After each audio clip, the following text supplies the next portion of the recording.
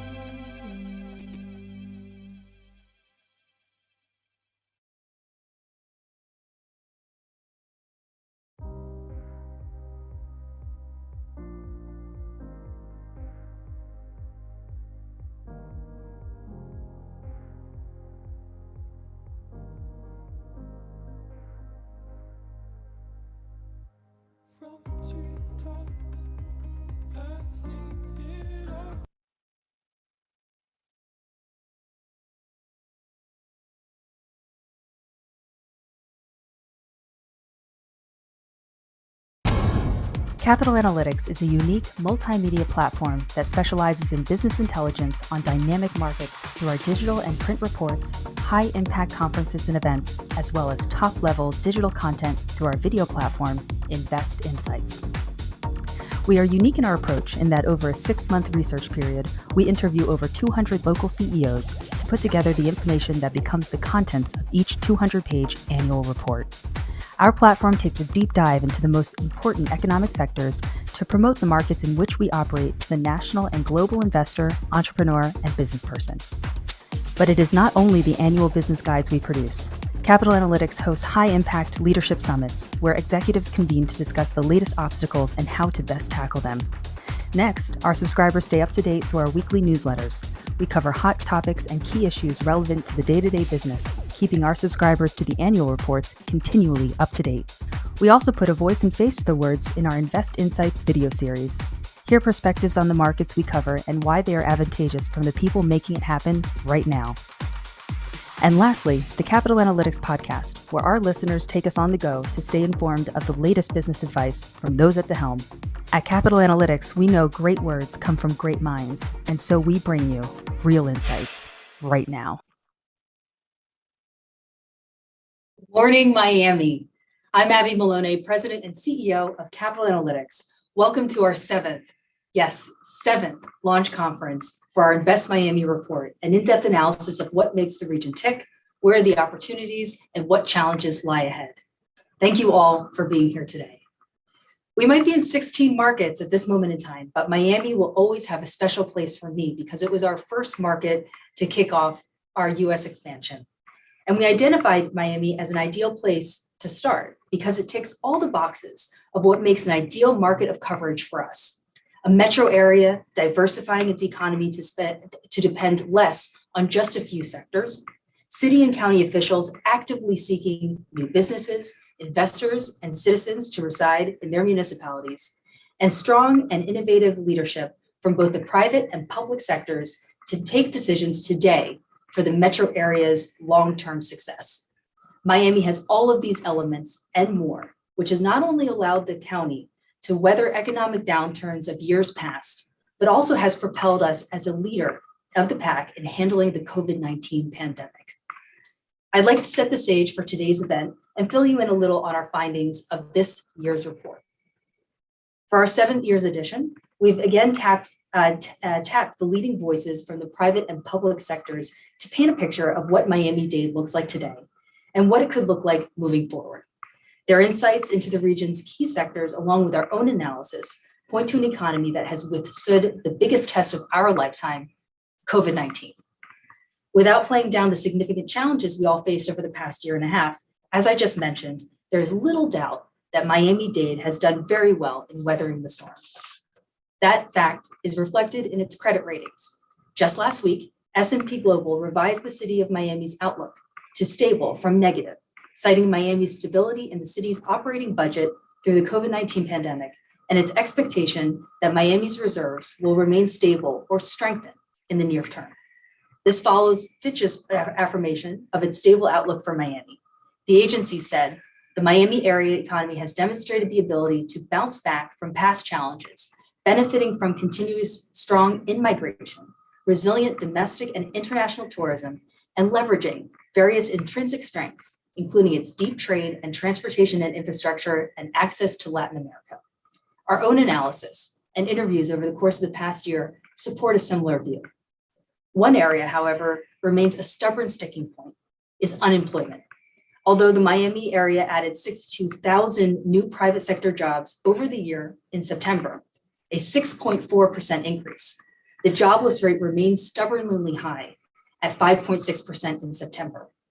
While that's significantly lower than the same month last year, when that same rate hit a pandemic-fueled 12.6%, it is still far from the 1.6% rate proposed in February of 2020, just before the widespread outbreak of COVID-19. Part of the issue is labor shortage many businesses are dealing with. That is having an impact on how companies do business and on their growth. There are other issues too. In real estate and construction, for example, material prices and supply chain issues are causing headaches that are trickling down to other industries. These hurdles are real and impactful. Despite the challenges, Miami-Dade is enjoying an influx of new residents and businesses moving to the region. All signs that suggest the area is moving forward and in a positive direction. A robust education system, top flight healthcare, and one of the county's most diverse communities are all playing into that role, as we'll hear from our discussions today. At Capital Analytics, like so many other businesses, we saw the pandemic as an opportunity to change things up. Business intelligence is now more vital than ever, whether it's print, digital, or virtual conferences like these.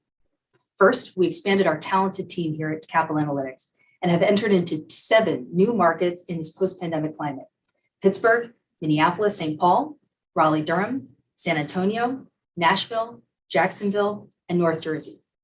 Next, our Invest Insights video platform has exploded. We have filmed 4 seasons thus far, and we found that our partners, like yourselves, want to participate, want a community connection, and want to get the message out that the world moves on. We expanded that video platform to a podcast last year so that our readers and viewers can listen to this informative content on the go. And we could not be more pleased with our adaptation to virtual events, transforming our live conferences to the virtual world. Well, last year was nerve-wracking at first, but we've discovered that we have a new skill set here at Capital Analytics. And over 12 successful events last year, we are here today with well over 400 registered attendees. While some might be experiencing Zoom fatigue, we continue to draw a crowd, and for that, I thank you. So as you can see, the key for us, as with many of you joining today, has been the ability to transform. Transformation, in fact, is our adopted theme this year, and it will be a central element to our discussions today as we look at education and healthcare, a more equitable economy, and our current real estate development. In addition to the exciting panels, we have Mayor Daniela Levine-Cava, who will be a surprise guest, and we'll close with our closing keynote. I'd like to take a moment and thank the sponsors of today's event. Our gold sponsors, Baker McKenzie, Gulliver Preparatory School, Coffin Rawson, and the Children's Trust. Our silver sponsors, Banyan Health Systems, Borges Architects, Location Ventures, University of Miami Division of Continuing and International Education, and our honored sponsors, the City of Doral, Miami Association of Realtors, Miami-Dade County International Trade Consortium, and Miami Parking Authority. Thank you. It is with your support that we can continue to bring high-level speakers and content to Miami-Dade County. I would also like to recognize the team at Capital Analytics who worked tirelessly on this year's report. Nai Freitas and Joshua Andino, congratulations on a job well done. And now it's my pleasure to introduce Christina Crespi, the Executive Director of the Miami Downtown Development Authority. Christina, can you please turn on your audio and your video?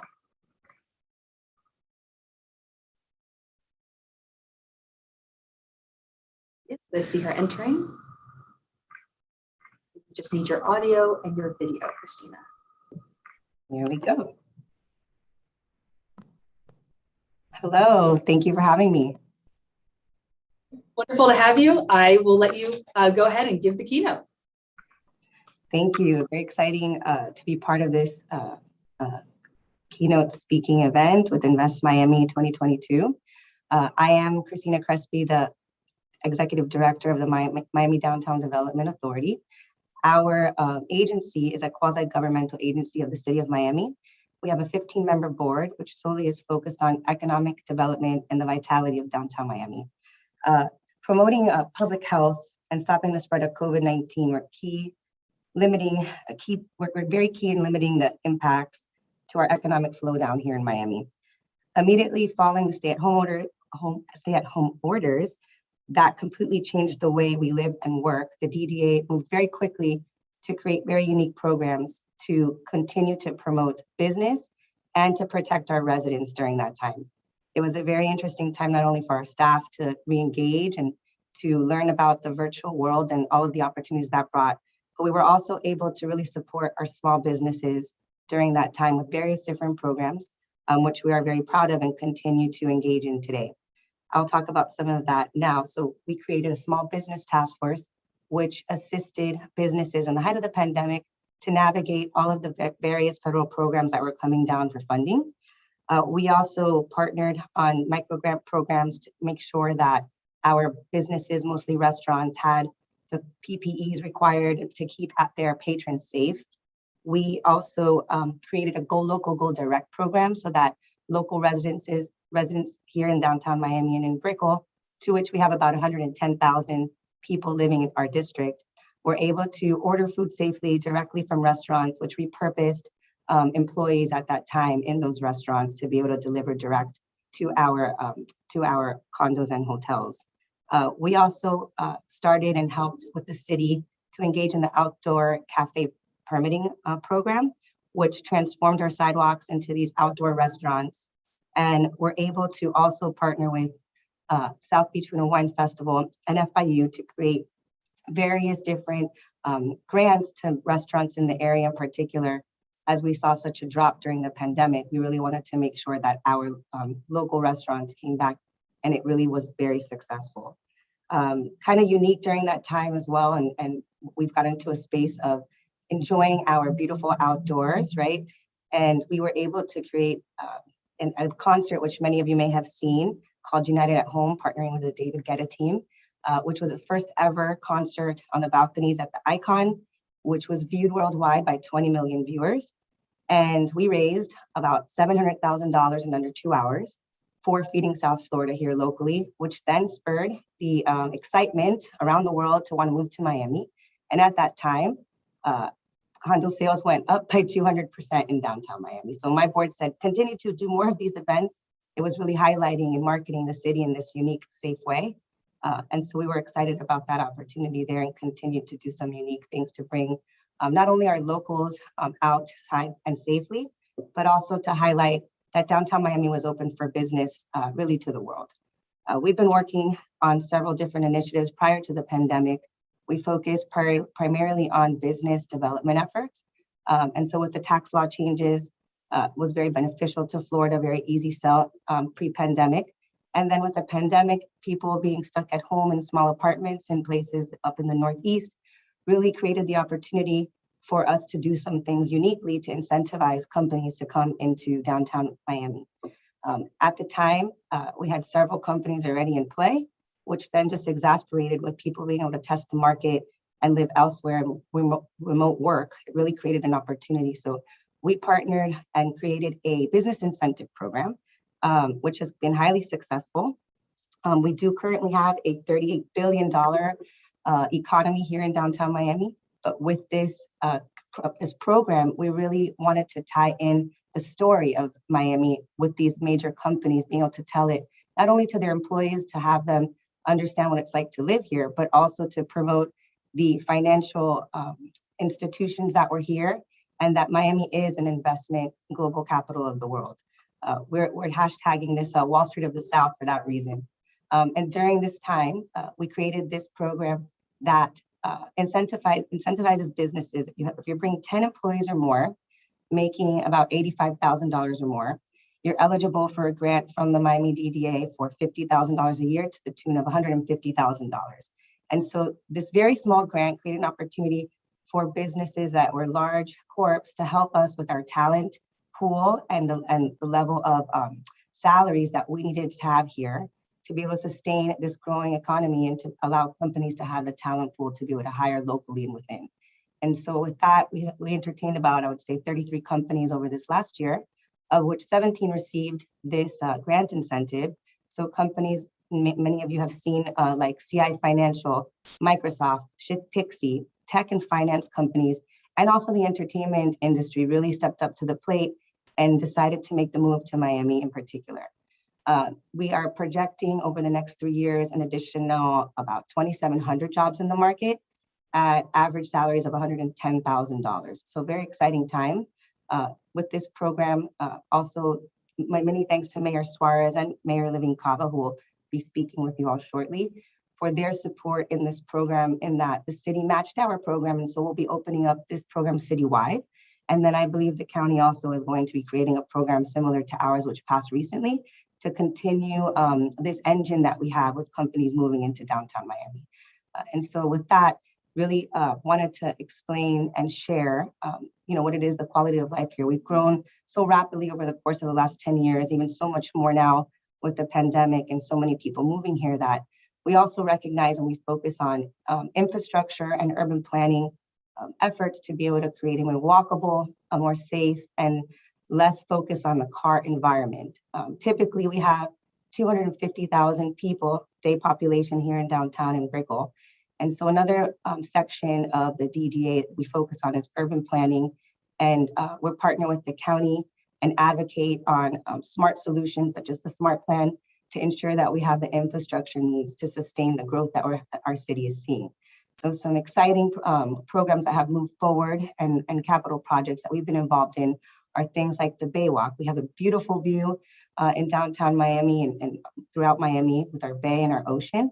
And so we want to make sure that not only our local community, but the new to market companies and folks moving here are able to walk and enjoy our bayfront. And so recently we advocated at the city of Miami to pass Baywalk guideline standards. And so you'll see eventually some of those changes along downtown, where you'll be able to contiguously walk from Brickell along the bay into Edgewater. We're working on a design plan right now to connect underneath the 395 bridge. That way you don't have to come up and over that construction that's going on right now. And that's in the design phase, and that will really create this 5-mile promenade for folks to use, whether biking or walking. Other game changer projects such as the Underline have launched here in Brickell and are continuing under construction for similar reasons to promote health, wellness, and options to get folks out of their car. Time is money, and time is time with your family. So the less that we can spend in our cars, the better, right? So we focus on initiatives like that.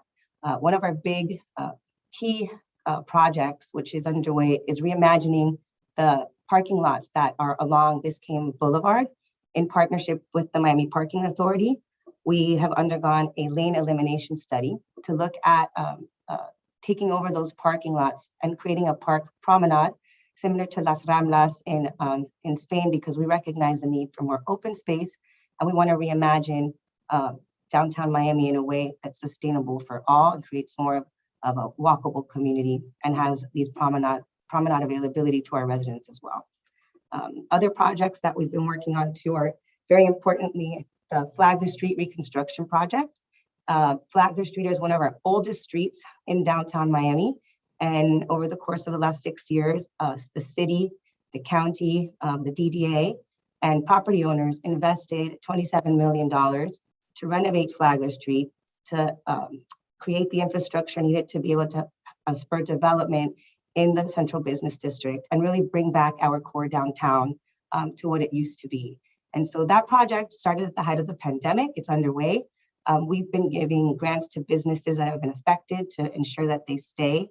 And we're also doing business recruitment efforts and creating unique programs such as utilizing the art and culture world to come into gallery spaces within pop-ups, so to speak, so that we can continue to activate our core downtown while we are renovating this very important street.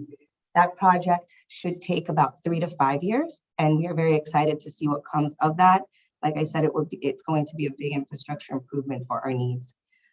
Also, we advocate for transportation alternatives, working with the county. I'm very excited about the expansion of our rail system. We're very excited about Brightline coming back, and we understand the importance of what that means for our downtown. And most recently, the Beach Link that's moving forward. So we get involved in advocacy projects in that way as well. And we also heavily are involved in education, right? We understand there's a talent pool with all the companies that are coming here. And so we help to create unique programs for internship opportunities in these companies and partner with our local institutions like the Miami-Dade College, which has very many unique programs coming online soon. And also we're able to recruit a charter school because we do have a need for more schools in downtown with the growth that we're seeing. And so a charter school by the name of Academica that will be called Brickell Prep is opening their doors this coming school year, and it will be a 6th through 12th grade middle and high school for our residents and for the surrounding area to have an option after elementary school at Southside, which is our local public school.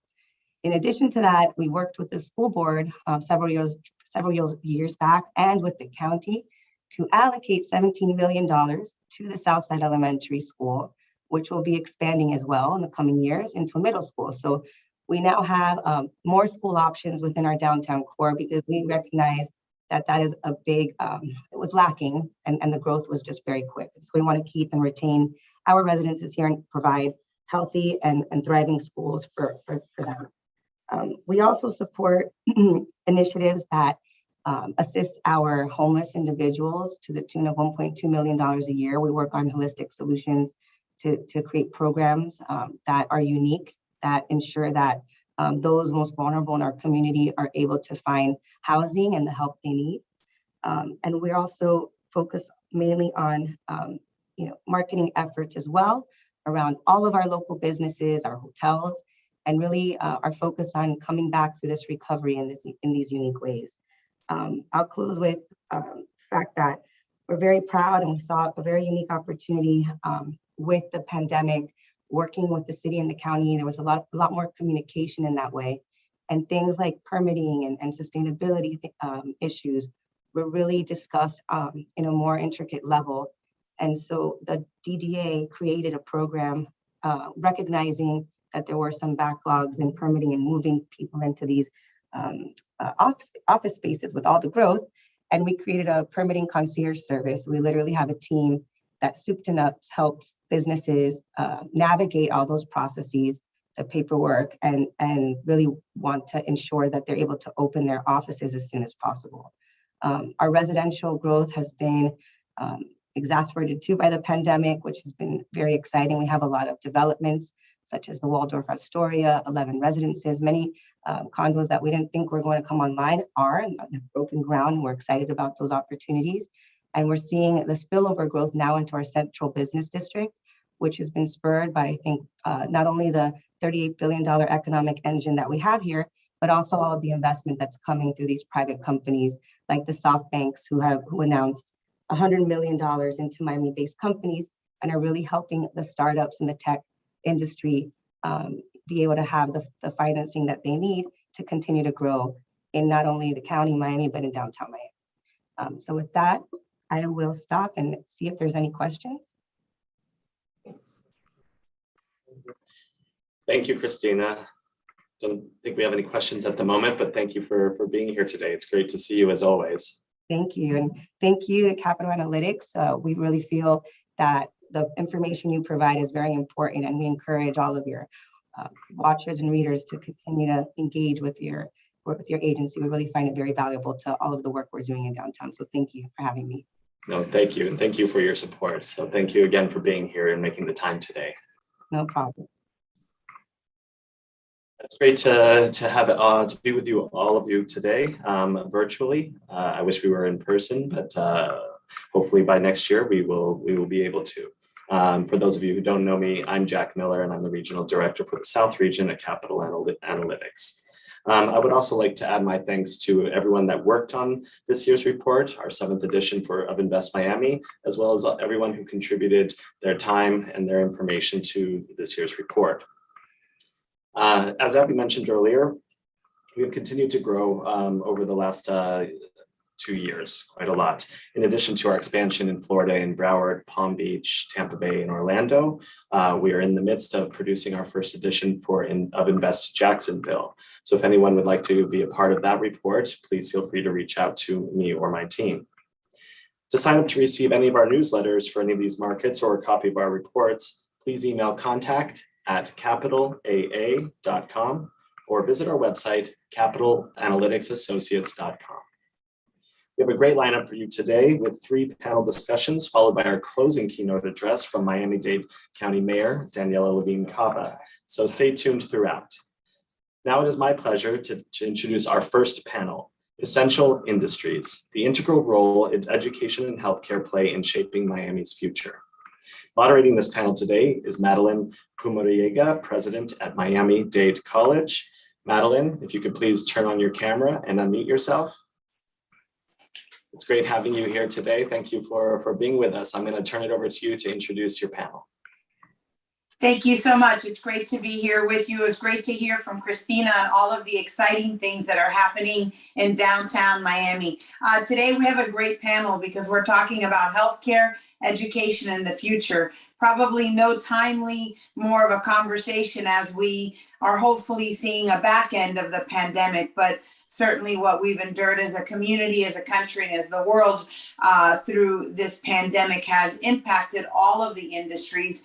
but probably no more seriously to the healthcare industry. So I would like to now bring in Cliff Kling, president of Gulliver Preparatory School, Vincent Carrodeguas from Banyan Health Systems. He's our president and CEO, talking healthcare.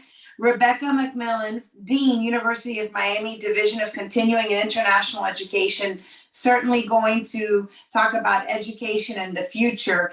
And Mike Grissom, Principal Governmental Relations, Buchanan, Ingersoll and Rooney, talking about the policies impacting the future of healthcare and education. So welcome everyone to, I think, a wonderful panel to kick off what I think will be just the next couple of hours of deep, thoughtful conversations about the emerging trends and industries happening in Miami-Dade County and how we're growing our economy, the resiliency of recovering post-pandemic, but really charting the future. And so I'd like to first really ask everyone this question, and maybe Rebecca, we can start with you. With all of the growth happening in Miami-Dade County, what do you believe are the main challenges and primary risk facing the future growth and progression of healthcare and education industries at this time?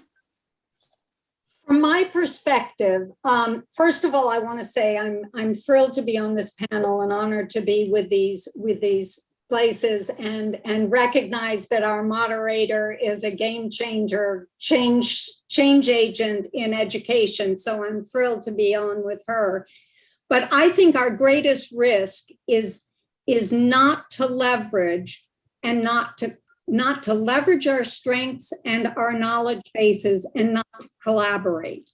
I think when a city, an educational world, a healthcare world operates solely in silos, we lose the opportunity to harness the energy that innovation that comes from collaboration entails. And I think that Miami, as a young, vibrant, and not hampered by the past and by all kinds of restrictions that poses, has an opportunity to set a new paradigm for collaborations among even for-profit institutions.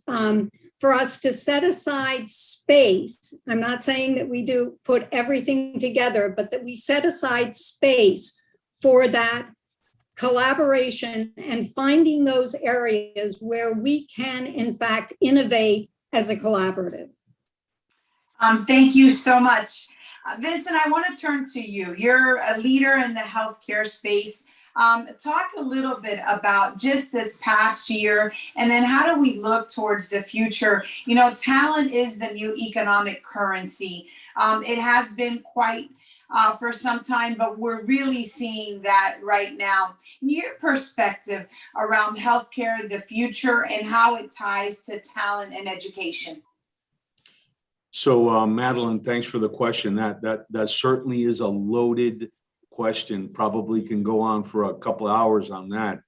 But there's so many, with every challenge that we experienced over the last year, there's tremendous opportunity. And to be frank with you, I would say that had it not been for the extreme conditions imposed upon all of us by the pandemic, it would not have forced my organization and my leaders to push us to boundaries that probably we would have never gone there. So from my perspective, you know, our population is pretty complex.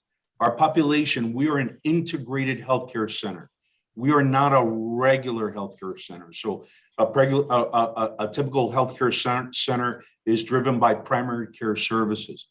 For us, we not only serve those with primary care issues, but also behavioral health issues in the area of mental health and substance abuse. And as you could imagine, during the pandemic, we saw significant spikes in that area. And so along with that, being that our patient population is so special, you know, calling them in and bringing them in for an appointment, even that is a challenge because it amplifies, the pandemic really amplified all those issues. And that really forced us to really take us to the extreme. And I would tell you, in our extreme, sure, telehealth is a solution, right? It's a simple solution, but truth be told, it's not as effective as everybody may think.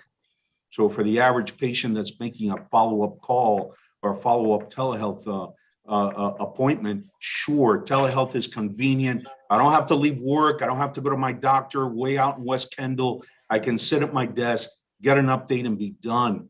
But really, it's a lot more than that. And so we were very blessed to receive a grant from the Federal Communications Commission, something that we would have never expected as a healthcare system. We asked ourselves, what is the FCC doing in healthcare? And we were able to develop a program where we tapped into 2,000 of our patients that basically didn't have access to healthcare. So for us, we can get on our phone and call our doctor. They may not have the bandwidth. They may not have an iPhone. They may not have the minutes on their plan. They may not have transportation. They have a lot of hurdles, right? And we had to figure out a way to get through those hurdles. And we developed a plan where we would deploy units from a logistic company. Those units would arrive at the patient's house, and those units had anything from a tablet, didn't have to be plugged in, didn't have to be connected to Wi-Fi, and it gave us a tremendous amount of biometric feedback along with engagement directly with that patient. For us, it was critical. Our patients being mostly dual diagnosed, unlike maybe I would suggest most of us here on this call that have had access to healthcare throughout our lives, these folks have not had access. And they live 10 to 20 years less than all of us. And our job is to do whatever we can do to keep them living and to prolong their life. And so I would tell you that no, those kits from a logistics company would have probably never crossed my desk, and a grant from the FCC, I would have never looked at it. But those opportunities came. We have a great leadership team, and we're able to capitalize on those opportunities and really get and maintain that connection to those patients that are most vulnerable and most difficult to access. So true. I think one of the things we know that the pandemic demonstrated for all of us is we know we have vulnerable populations, but certainly when all of a sudden, and I know, Cliff, I'm going to come to you on this next question in education.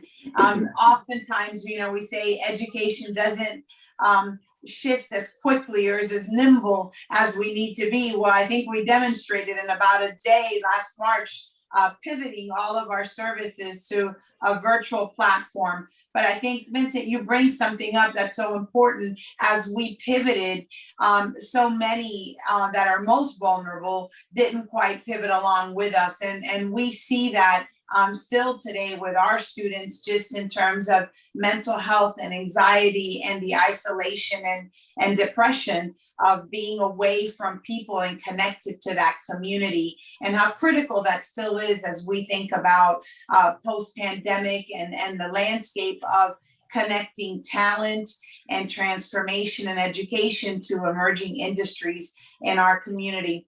But Cliff, I want to come to you now. You lead such a prestigious school in our community, Gulliver Prep. I mean, what notable alumni you have. Tell me a little bit about what you're doing in terms of shaping those career pathways for your students, how you're looking at partnering for talent and ensuring, especially in healthcare career fields, that this panel is more focused on in making sure that they have that talented workforce and the things that you're innovating at Gulliver.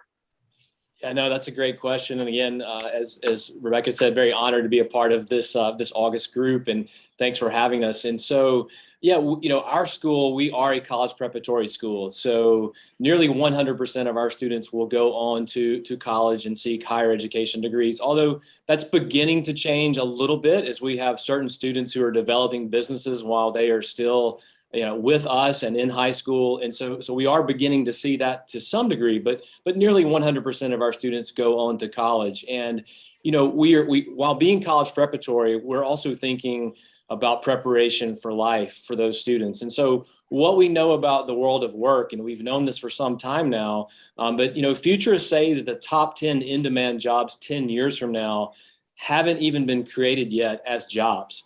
And we also know that our students are not going to go and have 1 or 2 or even 3 careers. They're estimated to have 7 to 8 careers by the time they're 40.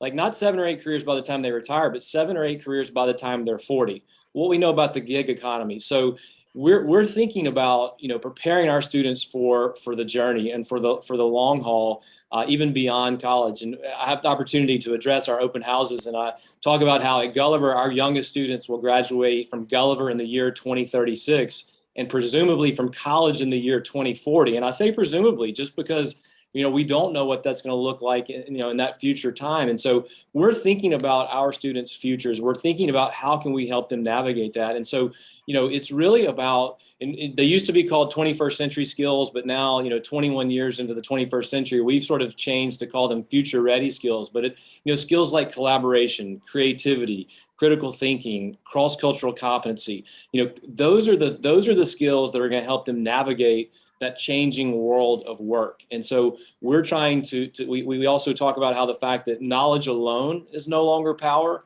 but instead the application of knowledge is power. So how can we create the conditions where they're applying knowledge while they're with us in school? And again, before the pandemic, we were also very focused on allowing the world of learning to expand beyond sort of our four walls or the gates of our campus that slowed during the pandemic. So that's, I guess, in terms of thinking about how we're preparing students for career paths and making decisions, it really is about giving them the skills to be able to navigate multiple career paths, to be successful in a variety of different ways, because we know the world of work is changing. And obviously the pandemic is changing it also at a rapid pace. And I think we don't yet know how much, the great resignation and all of those things, we don't yet know all of the effects and how that's going to play out. And as we seek to hire teachers and in our space in education, many teachers, in our county and around the country are stepping back and stepping away from the classroom because of all the challenges. And so that's going to continue to shape things. And then in terms of, preparing students specifically, you mentioned for healthcare, we have 5 signature programs in our upper school. And one of those signature programs is in biomedical science. So we have that focus for students who raise their hand and say, this is an area I really want to focus my high school journey around. And so that's one specific way that we're preparing for that particular interest. And then, in terms of keeping talent, here in Miami, talent goes where there's opportunity and where there's quality of life. And Miami is certainly seeing a resurgence of opportunity, becoming a new tech hub, becoming a new crypto hub, DeFi hub, all of those things. And we know, especially, the last week, as our weather has changed ever so slightly in the last week, our quality of life, all of a sudden, we're reminded while we all live in Miami. And so we're seeing, students want to come back here. And certainly that's something that we want to encourage. So, yeah. Thanks, Cliff. There have been certainly some Chamber of Commerce days in the last couple of days in Miami. I've been walking around downtown as we're ushering in Miami Book Fair International, and we'll have 200 authors and we'll have exhibitors and back on the streets of downtown Miami. And it reminds me the fall is just beautiful. And I always say Miami's the smartest city in the world for the 7 days of the book fair as we bring in so many of our authors. But I think, Cliff, you touch on some really good points. The future of work, at Miami-Dade College, we look at it as students really need to graduate with 3 skill sets that are so important. And one of them is really around digital skills and automation and artificial intelligence and data analytics and those enterprise skills that you talk about. We call them enterprise, design thinking and communication, and then the education core one. So all important as we are developing the talent and the future talent. But Mike, I want to come to you. In Tallahassee, we're in the middle of a special session right now. And certainly the main topic happens to be policy changes that can impact healthcare, and certainly impact education. You're an expert in this area. Give us your perspectives. What are you seeing not only in this special session happening today in Tallahassee, but what we can expect coming into the regular session will kick off in January? Thank you, President. Yes, I have the luxury of speaking on an issue that combines both education and healthcare on special session coming up here as we are tackling vaccine and mask mandates and other things up here. I think what we've seen is government at its best, which has worked to a giant compromise. And what, not every Speaker Designate Paul Renner said right before special session was going to start that nobody was going to walk away from special session happy. The folks that were, totally anti-mandate for vaccines weren't going to be happy. The business community wasn't going to be happy because we were going to find a compromise. And I think that's what we've ended up coming down to is what we're looking at. What comes out of special session will be, some pretty interesting things where there'll be mandates on public employees that they cannot institute vaccine mandates. We are going to, for the education side, we are going to look, it looks like we're going to be able to uphold the governor's no mask mandates in public schools. But, ultimately it'll be a par for the course kind of thing when it comes out of special session is that we'll get enough positive feedback where the governor will be really happy of what he sees happen. The business community is going to be happy that not a lot of private business mandates will be enforced on what they can and can't do for their employees. And, we'll go from there. I know there was just yesterday, there's still things flying back and forth. Yesterday, they tried to do a carve out for healthcare employees on vaccine mandates, which did not end up getting into the bill. But I think we're cruising towards a pretty calm special session where it'll end up landing on time. Again, nobody's going to be really happy, but nobody's going to be really upset. I don't think at the end of the day where, compromise is king and we'll get out of here on time. Looking forward, I don't know if we're going to touch on this later, but I'll pick it up now. A lot of what I've heard from this panel already is, things that we got a really interesting piece of. We got the governor to outline his education budget right before we were having this panel. So I pulled that, and there's some interesting things that we've talked about. Cliff mentioned, teachers stepping away. Well, the governor is doing another round of bonus checks for teachers, trying to get the starting minimum salary up to $47,500. There's going to be an extra, I've got my notes in front of me, so I'm cheating a little bit.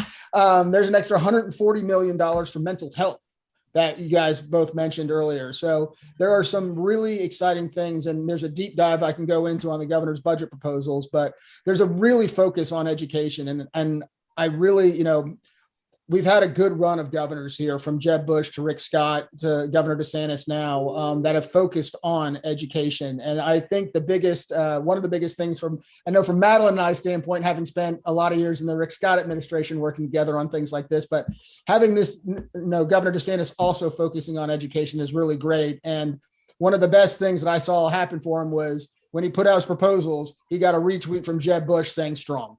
So even Governor Bush, our kind of first education governor, came out with the thumbs up on Ron DeSantis's budget proposals for this upcoming year.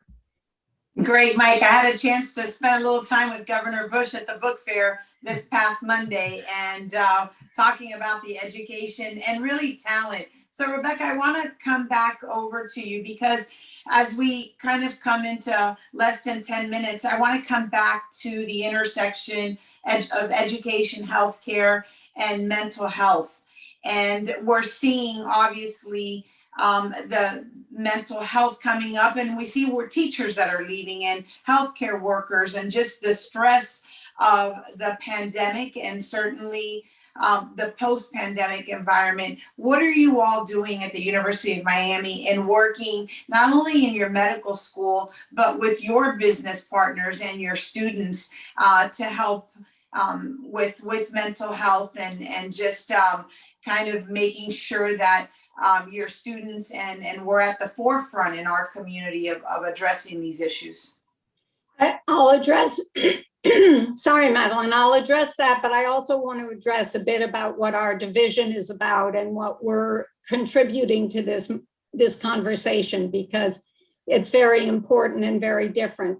Needless to say, we're leveraging our psychology department, our medical school, we are enormously concentrated on mental health, from everything from resources being provided by HR, by members of the psychology department, the psychiatry department, the medical campus, and the Coral Gables campus are all focused on that.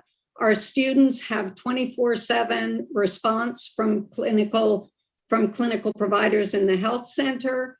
We care enormously about what's happening to them, and we're doing a lot of preventative programming as well. What I wanted to talk about our division is that what we are within a private university, which we know is the most expensive in the area, is to provide opportunities and a disruption to the main facets of education. What we want to do is provide for people in the community from high school through retirement, through 50 and better. We want to continue to educate and to prepare people for what's next, whatever that next may be. Cliff articulated that incredibly well. We all have to be ready for what's next, no matter what age we are and no matter what's in front of us. And so we have certificates that are on the ground, but increasingly since COVID, we have opportunities that are available online in areas that are in all the areas we're talking about, whether it be healthcare, health advocacy. We have done cybersecurity. We have done a collaborative certificate with Miami-Dade County on green construction, so that now any operation that is any construction project has to be certified in GPRO, which is what we call it. And we've put that online now as well, so that we have the ability, because we have an internal extraordinary instructional design team, to take education and to put it in a format that is accessible and usable by people who have very, very busy lives, who cannot, in fact, necessarily get to campus to get a degree. We also have a whole series of degrees in all kinds of areas, including, we hope a master's in public health online, which we will make accessible to people who have trouble paying by scholarships. As I said, we are a different model from your institution, Madeline, and from others, but we do have the ability to make our programs accessible. And what we do when we create our certificates is pay attention not only to getting the certificate that will in fact now become as important in some ways as degrees, but also to do badging within those certificates of the skills that people have gotten while they've been taking these certificates. Stackable certificates, which allow you to put different certificates together to get a more comprehensive credential to take with you. And I think one of the things that we are going to be looking at when we look at making education accessible for everybody is the fact that there is not going to be the assumption that absolutely everybody has to get a college degree, that there are going to be other ways to enter the workforce, and we all have to be supporting that. We also have a major collaboration with Breakthrough Miami and have some summer programs.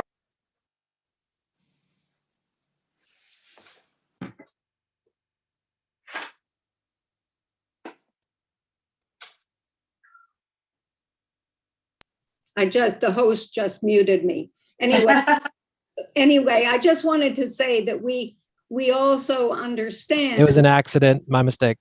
No, okay. and it's okay. That's Rebecca. okay. What I want to do though, Max, it's okay.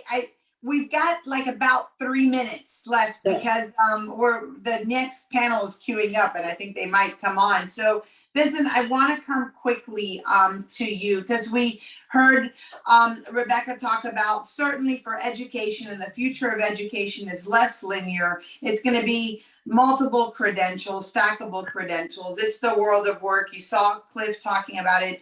Certainly we are tell us what investments we need to be making around healthcare and making sure that healthcare is accessible.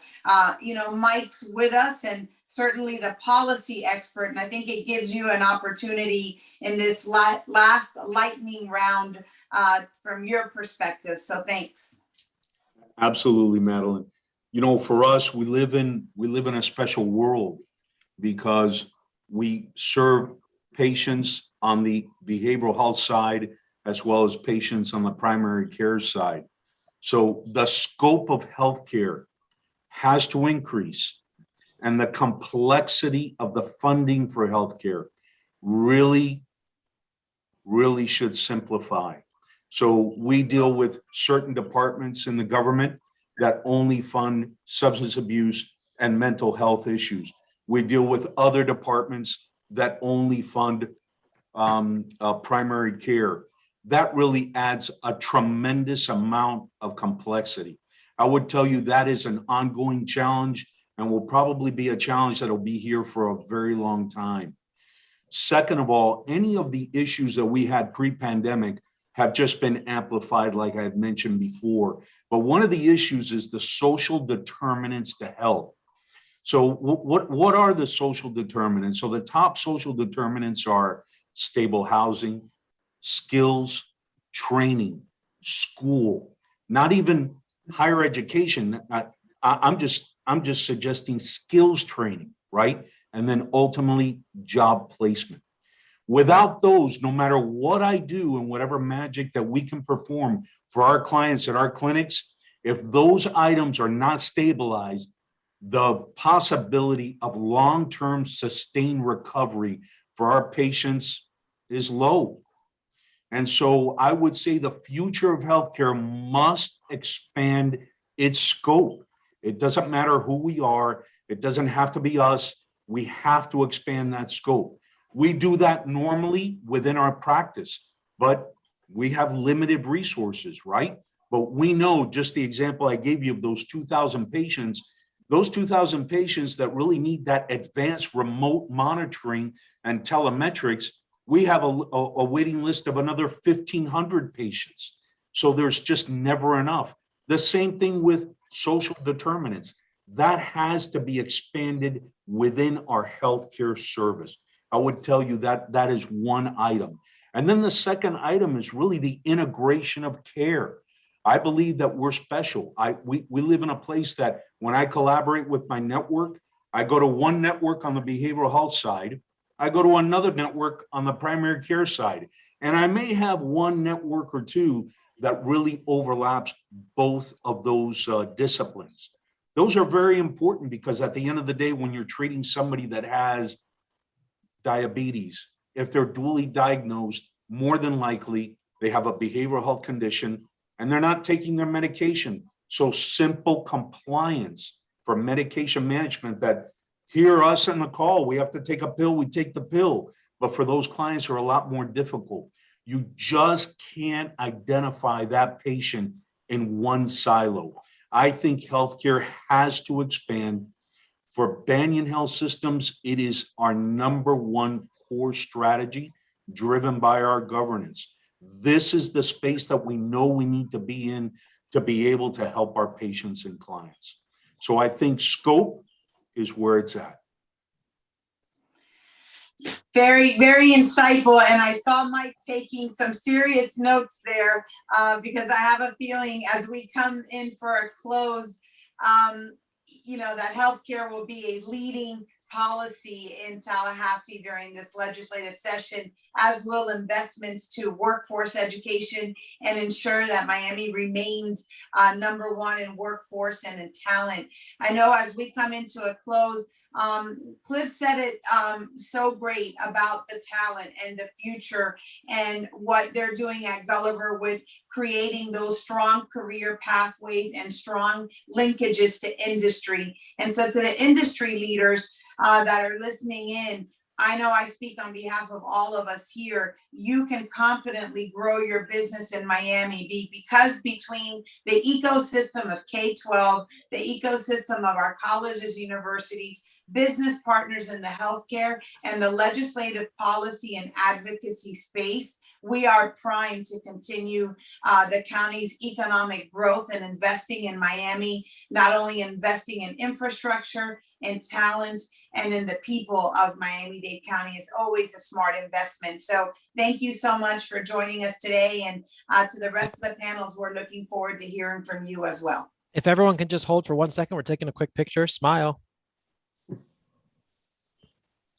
Perfect.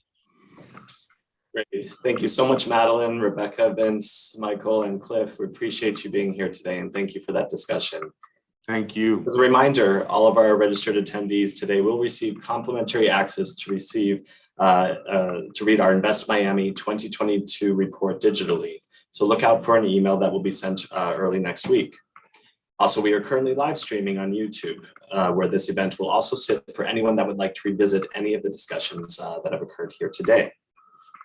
It's now my pleasure to introduce our second panel for today's event, Equitable Economy, Why Diversity, Equity, and Inclusion are Essential Factors Toward the Future of Miami's Economic Growth.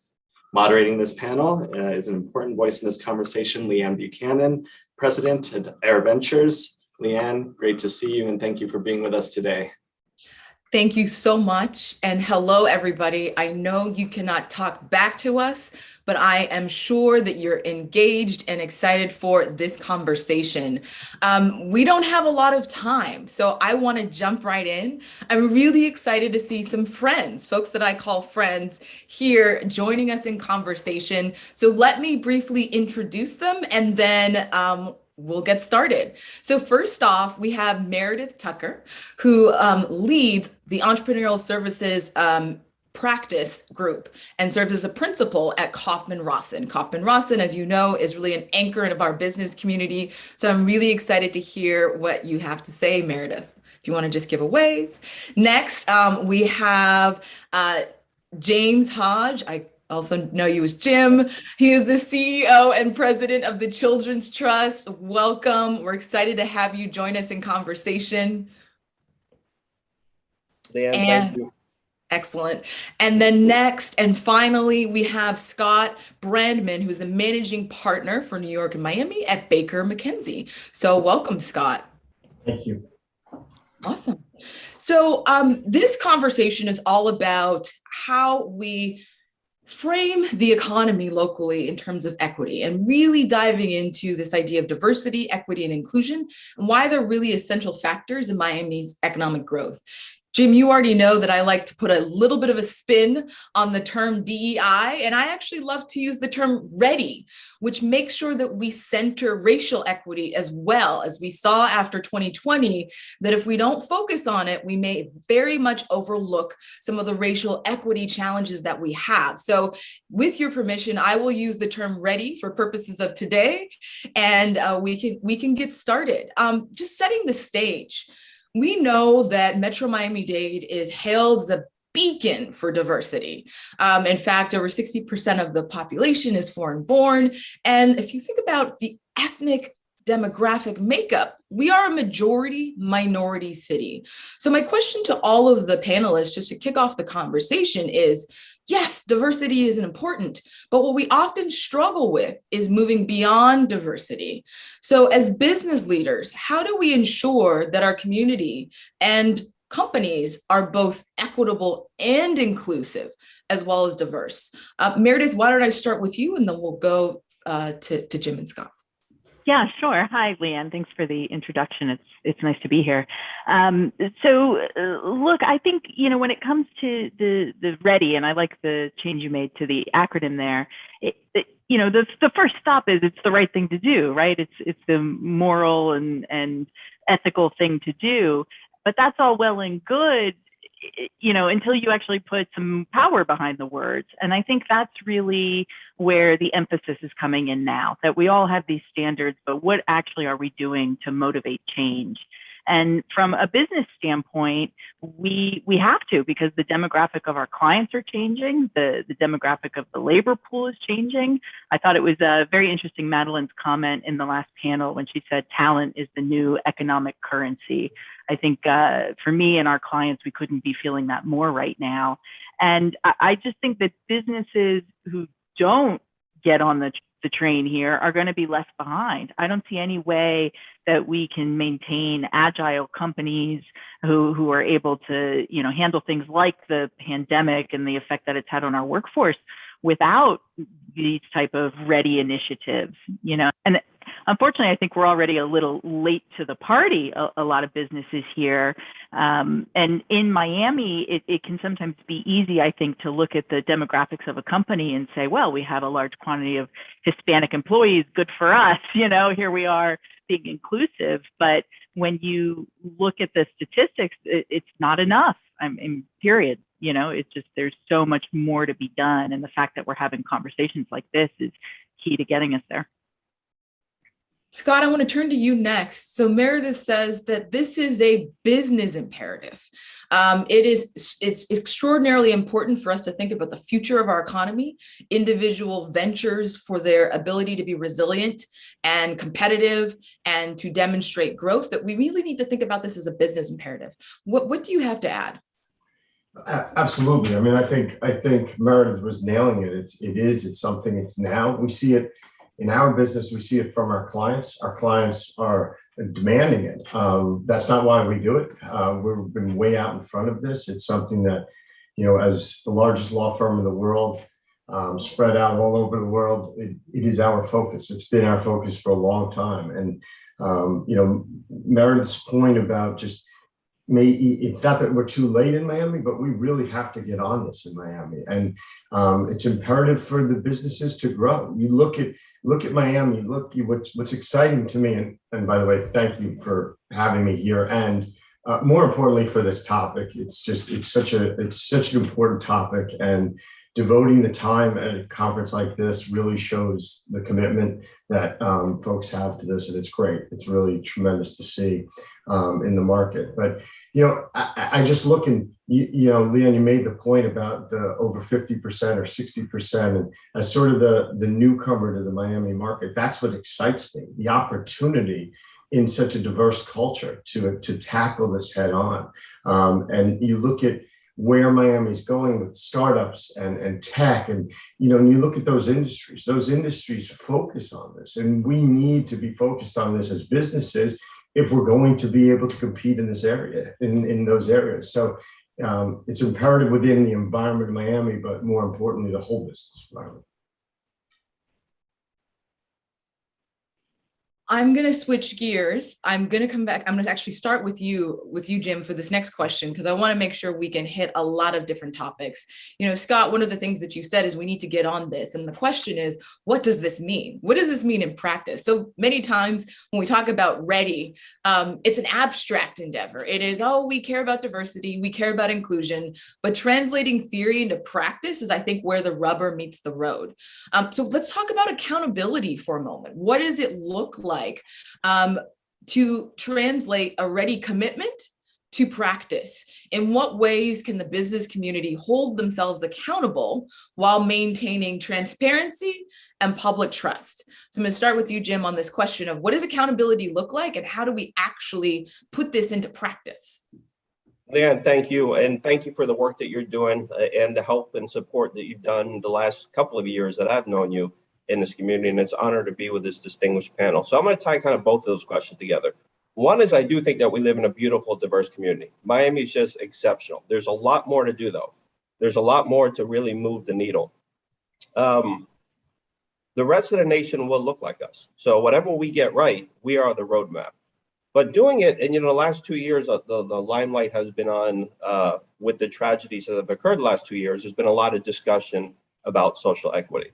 The promise of Miami is, I think, a lot of discussion, usually the media gets it and then it falls off. But I've seen the last couple of years that it has been sustaining, and there has been deeper dives in industry and government and education, that we're moving the needle and we're having the discussion. But like you said, it's easy to talk about it, but it's very difficult to do. And we've been doing that at the Trust. We have a 33-member board that's made out in statute. And to really take a deep dive, like many of you and like people on this call, we've all been there. I mean, we've all been in the space, in equity. But how do you take a deeper dive and have those true, honest conversations, which are not easy to do? And really to do it at every level, from board to executive to staff to the community and to all the ecosystem. it's an uncomfortable position. And that's how I met Leanne. We needed some help to bring a third party in from the outside, because sometimes you do not have the bandwidth internally to do it, or you should have somebody from the outside coming with a fresh set of eyes to look at what you're doing. But really just to get the ecosystem and your staff and everybody involved to be open to change. It's not going to happen overnight. It's going to be a recurring theme. But if leadership keeps it at the forefront, it starts moving the needle. Excellent, Jim. And it was indeed a pleasure to work with you and the team in helping walk through some of our already challenges and opportunities. I want to circle back to you, Meredith, on the same question around what does accountability look like? How do we translate, theory into practice and really, really create kind of a tangible benchmark for action? And so what is your perspective on this? How do we accomplish? Yeah, I think it's such a key question, because I have this fear, that we're going to continue this dialogue and there's this enthusiasm and then it's going to wither on the vine. So I'm so very focused on what are we actually doing to implement these plans. And Jim, I think you hit on it. This willingness to be uncomfortable seems like a huge portion of it, that a lot of us don't have the right answers. There's a concern of how we got here and what has transpired in the past that I think can lead to some inaction. So tone from the top is huge. At Kaufman Rawson, our CEO, Blaine Heckerman, chairs the Diversity and Inclusion Initiative. And that alone, I think, is big, that it's in the forefront from leadership, from every meeting we have. I think the other important action item is that there are folks within the firm who are beating the drum and have done so tirelessly for a long time, even before this became sort of in vogue. And I think those people sometimes fly under the radar a little bit because, you almost start to tune them out. You've heard it for so long, but it's such a key thing. The other thing that we're doing that I think is very important is looking at sponsorship programs to ensure that people are, receiving opportunity, that their names are being mentioned in the right rooms.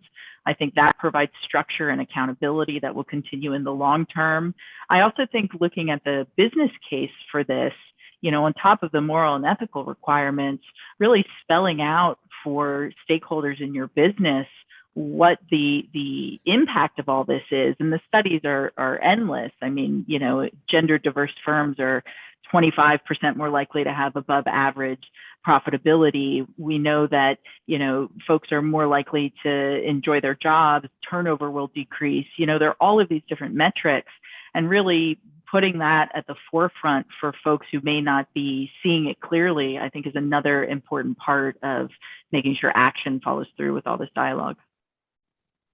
Meredith, you touched on some very practical ways that your organization is beginning to not just speak about Ready, but incorporate it into your culture and incorporate it into your business practices. And I'm going to dig a little bit deeper on that in a moment. But first, I want to hear from Scott.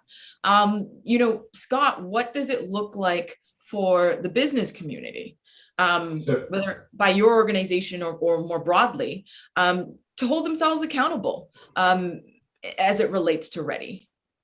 So I love the question. I love the word.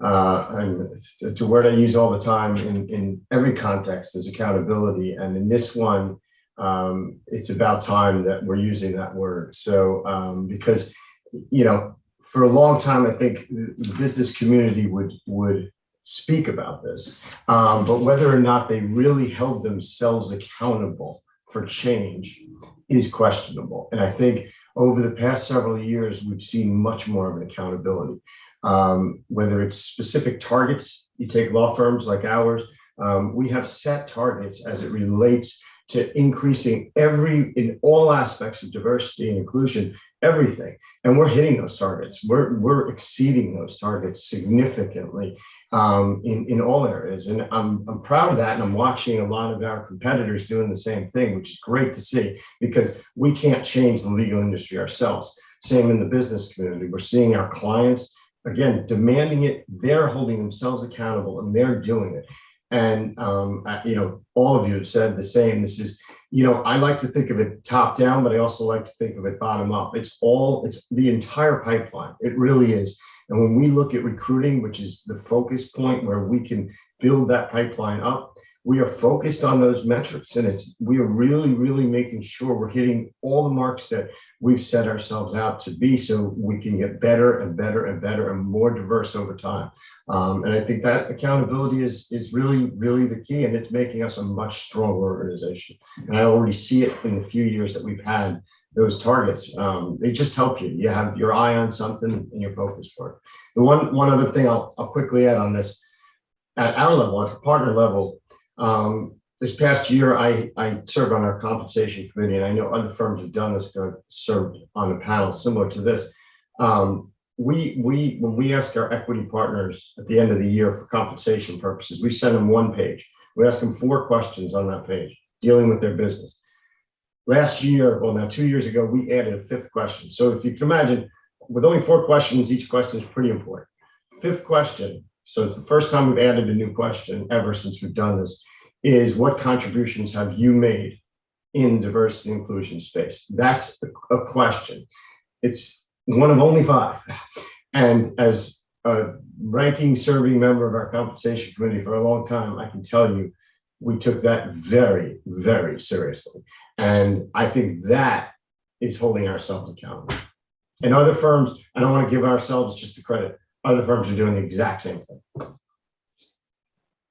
You know, Scott, I'm a recovering lawyer by trade. And so I do remember those questions before bonus time that you have to fill out your report of what you did in the community. But that's really helpful, because I think, you know, oftentimes we're at a loss for what to do. We're kind of, we know we want to do it. We know we care, but we're at a loss for what to do. And something each of you have touched on, which is this idea of who holds the responsibility to lead the charge. You know, Meredith, you said already that, you know, the tone from the top is huge. We really need to start from the top down. But I want to point out something. Much of the burden in leading ready efforts, whether within institutions or in community, often, unfortunately, falls on the folks who, demographically speaking, experience the most amount of marginalization or adverse impact of lack of inclusion, of lack of equity, of lack of diversity. I know from personal experience.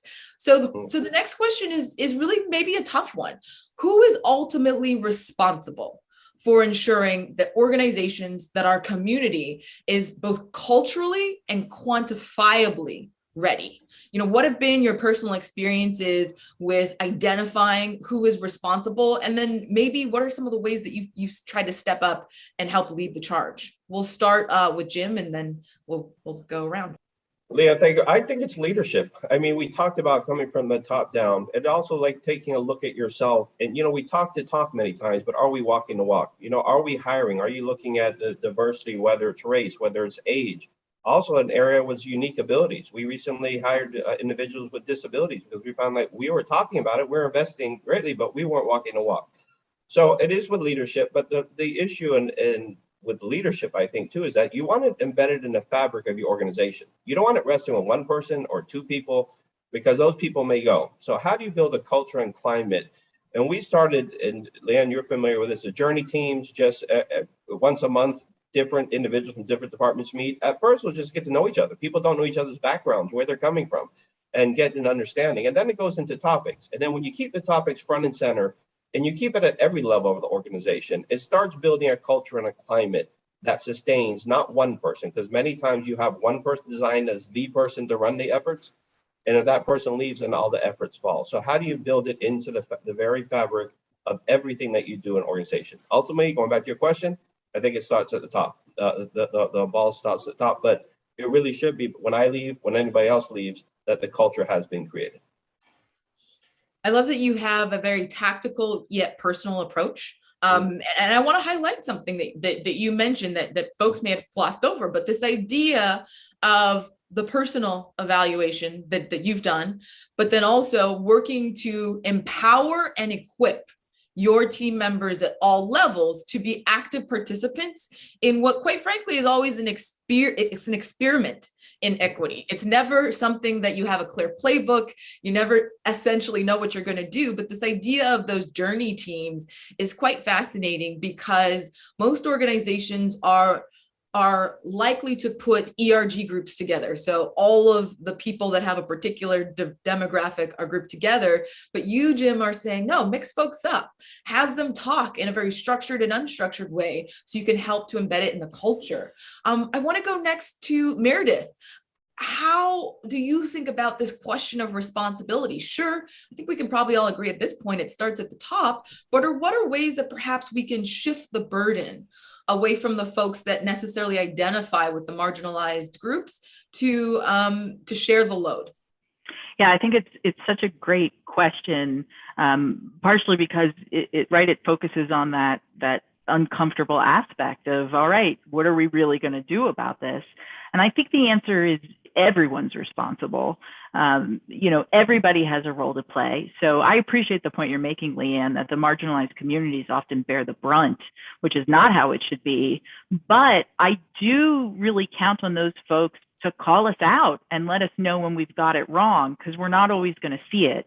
And that is a brave place to be, especially if that wasn't always welcome feedback, but it's crucial. It's also incumbent upon us to ask. And I think, to James' point, to start to weave in opportunities for diversity in everything that we do. So if we're assigning engagement teams to a project, let's make sure that it's not all, the same race or gender. But I also think that people are going to tell you in the community. I mean, you look at the labor pool now, and we understand the importance of these ready initiatives in attracting talent in a tough market. We know that clients are asking during, the sales meetings, who's going to be on my team? What does the diversity look like? So I think the customers are helping, the labor force is helping the people who are being affected at the staff level, and then the leadership on top of it. So I really think it's incumbent upon all of us and the community as a whole to continue this dialogue and to hold each other accountable when we're dealing with other businesses who may not have the same standards. And we know that it's tough. And I think being honest about where we started and what the path has looked like is another way that we can all start to work towards the same goal. Thank you. Scott, I want to go to you with a bit of a different angle, which is that you chair the firm's North American Hiring Committee. And, one of the challenges around shifting culture is making sure that there's representation. Talk for a brief moment, because I know we're running short on time, on how you are looking at diversity, equity, and inclusion, but through the recruitment, talent development, and hiring pipeline lens. Yeah, and again, going back to something earlier that I said in terms of targets, we focus right from the beginning and we look at our incoming classes. So, in law firms, we interview at law schools and you start from that very beginning. Our classes for the last several years have incredible diversity at all aspects. I think this past year, we had about 60% of our class was racial ethnic minorities.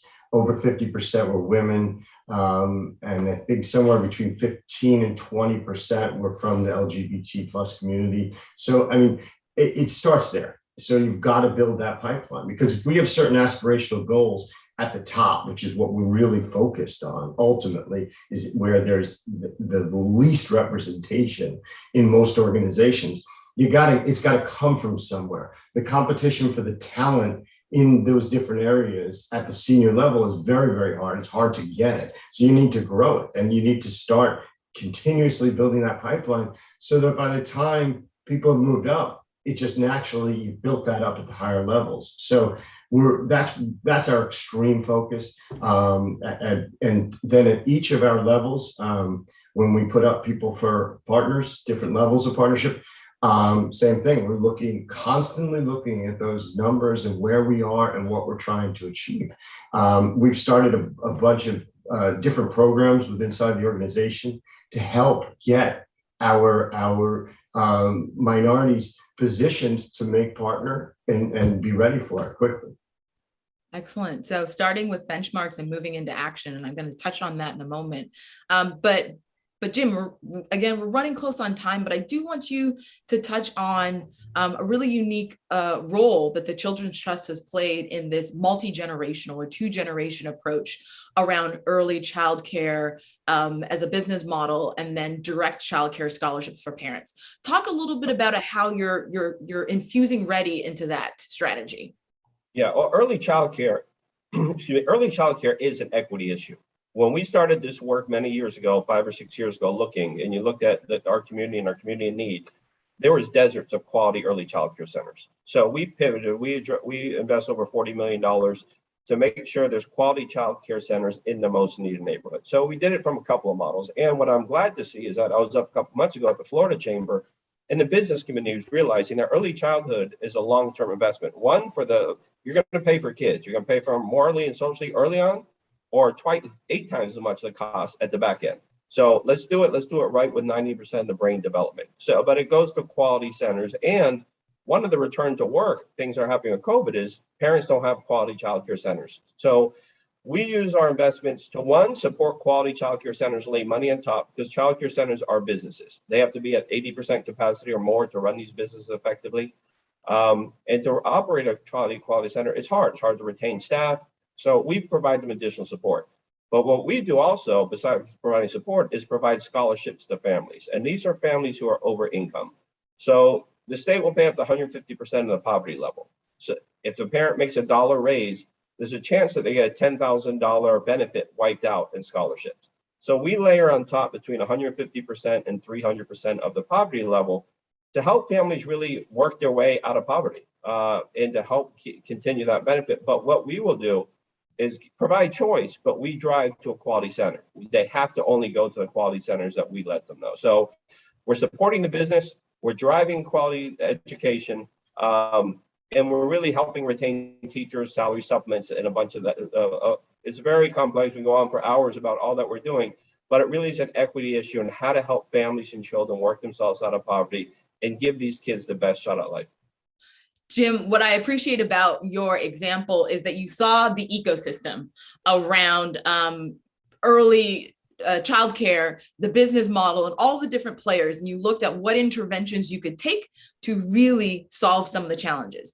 I want to end with just one round robin of a question to think about what are the action steps, this idea of personal accountability on advancing kind of more of a ready community and environment. And so my last question to everybody is, and Jim, you're probably familiar with this, what is the one thing that you could do and will do to advance racial equity, diversity, and inclusion in the business community? That's the question. What is the one thing that you personally can do and will do to advance this work? I'll start with Scott, next go to Jen, and end on Meredith. I would say mentoring. To me, it's just the opportunity, and I've been very fortunate in being able to mentor some fantastic people and watch them grow and become partners in our organization, and it brings me more joy than anything. And I think it's the one thing that someone like I can do to help as much as I possibly can. Awesome. Jim, in a tweet-sized statement, what's the one thing you're going to do? Mine is just to keep it, there's a commitment to keep it in front of the radar and to keep our organization moving. But most importantly, what we do is we fund children and families. If we want to change, we need to get the social emotional, the ready at the early age. You need to start early, birth to 5 to 10. If you want to change, it is going to be through the generation, through the years. And if we start early, we create significant change. Awesome. Meredith? Yeah, I would say be brave in your endeavors. I think that this commitment to, putting ourselves out there, hiring people who may not look like you, having tough conversations with colleagues and staff, I think just continuing to put yourself in uncomfortable situations is really going to sponsor a lot of growth. Excellent. And for myself, I spent the last year working in partnership with 80 organizations to assess our tech ecosystem from a ready lens. So on November 30th, I'm ready to release those results so we can really move the community forward. So Jim, Meredith, Scott, thank you so much for what was a very dynamic conversation. I learned a lot, and I'm sure those that were watching also learned a lot. So I want to turn it back over to the host. If everyone can just hold for 1 second and take a quick picture. Smile. Perfect. Thank you, Leanne. That was wonderful. Yeah, thank you. Meredith, Jim, and Thank Scott. Thank you for being with us today. In addition to revisiting this event on our YouTube page, you can also go there as well to check out our Invest Insights video platform that Abby mentioned earlier. Also, research has begun now on our 5th edition for Invest Greater Fort Lauderdale. If you would like to participate in that edition, please reach out to me at jmiller@capitalaa.com. It's now my privilege to introduce the final panel for today's event, Miami's Future: How Today's Real Estate and Development Market is Creating the Miami of Tomorrow. Our panel will be moderated by Jeff Bartell, Chairman and Managing Director of the Hamptons Group. Jeff, it's good to see you. Thank you for being with us today. Thank you very much. It's exciting to be here. We're looking forward to having trouble hearing you a little bit. Can you hear me fine now? It's a little fuzzy, but it's a bit better. Good. I'll talk a little bit louder. And thank you for having us. And we're excited to have our panelists with us today. Ronaldo and Craig and Rishi, thank you for joining us this afternoon. We'll dive right into the discussion today. So as we all know, real estate has been part of Miami's burgeoning future since its inception. And we now look at real estate and ask the question about what does real estate and real estate development mean for the future of Miami? We're going to ask each of you some questions about how we got to where we are now, the current environment, and then look a little bit crystal balling on where you see things going in the future. Craig, I'll start with you just for a moment and ask the question, based on what we've all witnessed the last year or so, how has your enterprise and how do you see where we've struggled the last year and a half with COVID? How has that placed us to where you think we are now in Miami, sort of as the launching point? Yeah, it's been an interesting question. Certainly, the effects of the pandemic has in a very positive sense, albeit with challenges, has, I think, required organizations to face, maybe areas of weakness that they had have been exposed a little bit. But also it's created tremendous amount of opportunity to, I think, evolve as an enterprise. We've seen the effects of, for example, remote workforce, and how that could be accommodating within, a growing market. How do you maintain, mentorship and fellowship, of your team and developing, rapport with each other by a remote workforce? But I think one of the things that has been interesting to me in this environment is I think it's exposed the need for not only community and government and private enterprise to focus internally on their advances, but how they can collaborate to work together to really be on the same page for what they want in terms of a long-term vision for Miami. And that's something that I'm very excited about because I feel like leadership in the community is finally bringing some of those things together, and almost there is a common goal of what we want Miami to be here for the next, generations to come. Well, thank you, Craig. And Richard, let me just ask to tag on to that as well, based on what you were involved in with the locations particularly. What have been the issues of agility that you've had to deal with as a company to get to where you are now, before we talk about the future? Yeah, absolutely. So certainly, as a public accounting firm, Hancock Askew, we're located in Coral Gables. And, one of the first things that always comes to mind with our resources is traffic capacity. And so location is a big, area of importance that we've had to, be adaptive to. But what we found in the last year is we can work remotely in some capacity, whether it's a hybrid area, but we can be more sensitive in working with individuals that maybe are sacrificing a lot of time during the day on the road and being more accommodating in that regards. And so that's something that's important for a workforce here in South Florida. Thank you, Craig. Rishi, for you, what have been the biggest challenges that you've been facing to get you to where you are today, as far as the last year and a half? Sure. Thank you so much, Jeff. Nice you. to spend the afternoon with each of you. Obviously last year and where we are today was, it's been a bit of a roller coaster and first down, then up. And, thankfully we are riding what I think is one of the greatest booms that we've seen in South Florida in our lifetimes. And certainly we're experiencing one of the greatest wealth migrations that I think that South Florida has ever seen. So for us in real estate development, especially in our office rentals and multifamily rentals and single family, and actually the luxury condo sector, I mean, everything is just up. So for us, it's been, a blessing in many regards. And the adaptation is being able to keep up and wanting to find more product for us to be able to send and develop. And ultimately, for me, we had to find ways for our workforce to be nimble.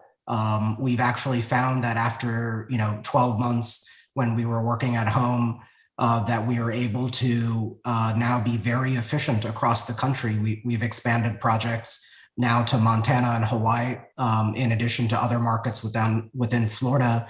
And I actually think kind of the Zoom evolution that we've gone through has been a contributor to us being able to expand more quickly. So from my perspective, I just think that we have to be nimble. We have to enjoy what's happening in South Florida right now. And we need to look to what opportunities are next because of the price of land and lack of availability down here. Thank you, Rishi, very much. And Ronaldo, before we touch on where you think we're going to be going, if you could give us a little bit of a perspective from your mind as to how we got to where we are now. What are the single greatest challenges that you think that we've faced and that you think we're going to have to be addressing for your business, but for real estate? Okay, well, thank you. And it's good to see you, Richie and Craig and yourself, Jeff. I think, are you talking more about the impacts of the pandemic on our market, on my profession, or are you talking essentially about how we've had to, as Rishi, being more agile as a result of the last year and a half? What changes have you seen that have placed you in your business and essentially your perspective of where we are today? Yeah, so I think, following on what Richie was saying, I think we're blessed in many ways here in South Florida and beautiful place that we live in and we are practicing in. After 2 years of the sort of uncertainty of the pandemic impact, where a lot of projects were on hold and the architect is sort of waiting to get a go ahead, and that anxiety that comes with that, as we have a team of professionals that we kept employed during the entire pandemic, which is pretty amazing. I think it's great to sort of see that there's great interest in all the markets, like Richard was saying, multifamily, condominiums, luxury homes, hospitality. All of these markets are very active right now. In the biggest challenge right now is sort of the permitting process, the sort of the entitlement process, and a lot of the municipalities are still working remotely, partially, and getting that to get back on a fast track mode, is super important. There's a lot of stress on that, and there's also stress on the fact that on the construction side, there's a cost concern now on the products that we're working on. So we're working tightly, with the contractors to make sure that we find opportunities to really reduce costs as much as possible. So this sort of conversation we're having nationally about the supply chain, it's impacting the construction industry now. In South Florida, I'm always amazed on how resilient contractors could be in finding solutions to these challenges. So I still see a lot of activity, a lot of energy, and a lot of hope in moving the projects forward. But right now our development industry is really alive and kicking and very active, and it's good for all of us. Thank you. I think one thing we all recognize is that the history of our community has shown tremendous resiliency and tremendous entrepreneurialism. But we also have had times where we overbuild, and overbuild sometimes in sectors and find ourselves with overcapacity. Recognizing that each of you is involved in your own way in the real estate sector, where do you see the priority that needs to be placed as far as types of commercial property, types of development that should be looked at? And we'll take it in the same order. Craig, what are your views? What are the priorities of commercial types of property that you see as the most promising right now? And conversely, on the areas that you see as cautionary? Yeah, absolutely. Great question. I think, from what I'm seeing, the ability to have mixed use type properties where you have the ability to develop small pockets of communities for people to not only work, but socialize and get back to more of a community driven feel, right, to someone's quality of life, which is a tremendous enhancement to their quality of life. So what we're finding is, while location is very important, we're starting to see what infrastructure, right, around those locations are being accommodating, for somebody to build a life around. And so that's what we're seeing for those that have been able to do that have been very successful, because I think it also navigates a delicate equilibrium between private industry and government and sustainability for that matter. And so that's something that I think has been at the forefront. On the cautionary side, I think that we're seeing, retail with the effects of being able to, have threats to the more common retail market via online and things of that nature.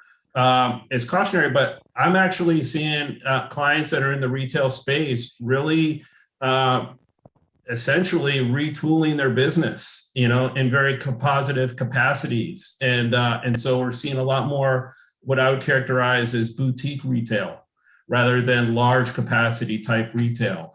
And so that's kind of what we're seeing in the marketplace right now with our clients. And I think those that have, and Rishi made a very good, or used a term that I like very much, which is being nimble.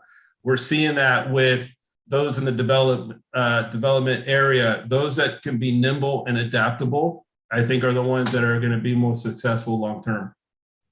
Thank you, Craig. I know for my firm, we are involved with private capital and investment in several markets and real estate and advisory services, and we're seeing that same issue of agility and nimbleness being issue number one.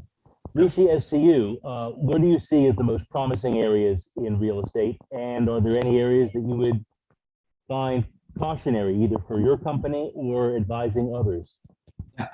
I want to say, first and foremost, what Craig said about building more focused communities, I think is a big trend, especially as we do have a migration of population that is swelling, that it just makes some of the more traditional commutes. I've been in Miami for 20 years, and things that used to take 5 or 10 minutes take double that, as far as trying to get from point A to point B. So I think the focus on building out all the different pockets that we have in South Florida is clearly a trend that is only increasing, and we're focusing a big part of that in areas like Coconut Grove and Coral Gables, Miami Beach, Fort Lauderdale Beach. So where I see the biggest demand, I mean, you could almost say it's almost across the board, but everything has a knock-on effect. I mean, you had businesses, for example, relocating from New York in the population of the thousands. You've got major hedge funds, other capital institutions, major national businesses relocating here. And with them come the drive to buy great single family home properties. So that's driven up in some markets like Coconut Grove, I mean, 50 to 100% price appreciation in the last year and a half. I just put my house on the market, and in one day we had a full ask with a backup above ask with the first 2 showings. I told my realtor we did it too cheap, even though we set a record price, and we sold it for 55% more than we paid for it. And that was just over a 2-year period. Is there anything that you would say is cautionary? We would say be careful. Well, I just think that has a tremendous knock-on effect, because the single family is driving up with the people that have relocated. their businesses are then bringing more people to work in those businesses, and you're seeing rental rates hit record highs. You're now seeing offices and in-demand areas hitting 85 triple net in markets throughout Miami, which has never happened before. So it's having a knock-on effect to all of these various sectors because of the organic population growth. This isn't speculation. The things that I would caution, I think an area where we are not excited about is, for example, any type of business-oriented, travel-oriented hotel and lodging. I think that that space has a long road to go to recovery, and the business might be fundamentally altered.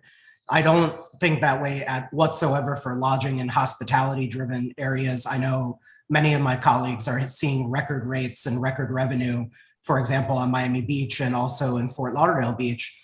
But the idea of a business oriented, center bid type of hotel, I think that is going to struggle for some time. Thank you, Rishi. And I know, Ronaldo, you have a tremendous passion, as we all do, about making sure that Miami is sustainable and resilient. And we've talked offline several times about how important resilience is.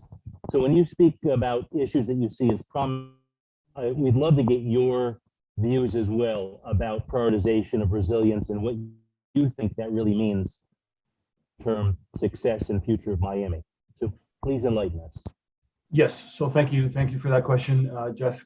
So indeed, I think that the future has changed on us, and the future as we see it in South Florida, has multiple challenges, impacted by climate, right? So there is a greater focus and greater understanding of what we need to do as a community just to build better, build smarter. So I think that from the private sector side, more and more developers are embracing, of course, sustainability and resiliency in their development focus and how they invest, where they invest. They're starting to think through that. Those that are looking at the short-term cycle are not that concerned, but if you have a longer-term perspective on South Florida as an investor, as a developer, then you really need to formulate a different strategy. We're making significant progress on the way that we're modifying our codes, our building codes, our zoning codes, that really allows us as architects and engineers to design a better product, right? So just going beyond the standard requirements of codes nowadays, sometimes that's questionable. That's something that needs to be evaluated on a project by project basis. I have a checklist that I use with my clients to really understand their perspective in terms of the time frame of the investment and of the risk they're getting into. And we're very focused in my firm and with a lot of our colleagues on really reducing risk, through proactive, creative process, right? So it's a design thinking challenge. It's something that I think has solutions. We can't just sort of leave it to the insurance companies to solve this problem. This is something that we need to proactively invest in every single building. And then we see the community really looking at infrastructure and how we look at that. We really need to invest into that. I know Daniela Cava just came back, from celebrating that new bill that will bring billions of dollars into our infrastructure nationally. And we hope that we could capture a lot of that for South Florida. We desperately need it, I think, in order to continue to maintain this sort of robust growth and reinvention that we're very good at here in South Florida. We need to really continue to invest in infrastructure. Thank you, Ronaldo. And I think each of you touched on in some way or another issues of government and regulatory. I think it's fair to say that generally of Miami until recently has been driven by private enterprise and private sector, but we're at an inflection point now where we're relying that much more on the vision and the ability of government to help deal with long-term issues like climatic change and resiliency. Fortunately, not only our county mayor, but some of our signature city mayors as well are helping drive real estate and real estate development and thinking about future-proofing our community, which is wonderful. If we went around the horn now to each of you and sort of asked a simple question, what is something you would say start doing? What is something we need to stop doing? And what is something we need to continue doing in order to create the best environment for Miami's future? Start, stop, continue. Again, we'll take it in the same order again, if you don't mind. Craig, what's your view? What do we need to start doing, stop doing, and continue doing to optimize the success of our community? with respect to real Well, estate? I think first and foremost, one of the things that we have to start doing is better communication. Better communication among city leaders, better communication about those that are marginalized. Miami, with its transformation over the last 30 or 40 years, it's been a lot of infusion of capital. There hasn't been a shortage of money for development here.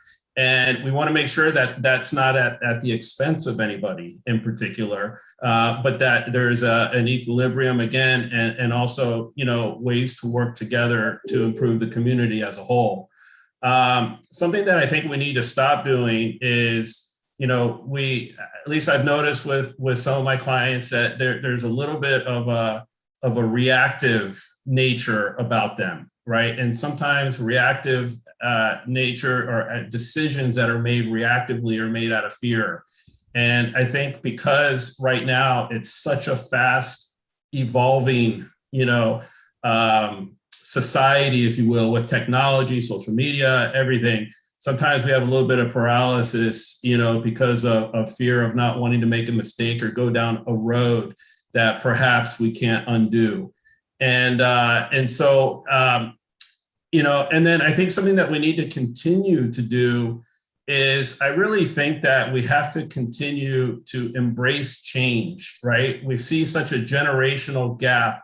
Myself, who just turned 50, I feel like I'm a little bit in between the older generation and the generation of newer and younger professionals.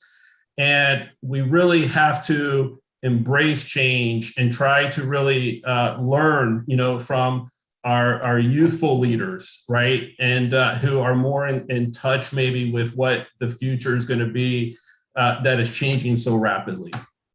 Thank you, Craig. Phenomenal insights. Rishi, from your perspective, what do we need to start doing, stop doing, and continue doing to optimize the real estate and development future of Miami? Yep. So on the continuing side, one thing that I've been very excited about is the cheerleading we are seeing from our leadership on advocating for South Florida.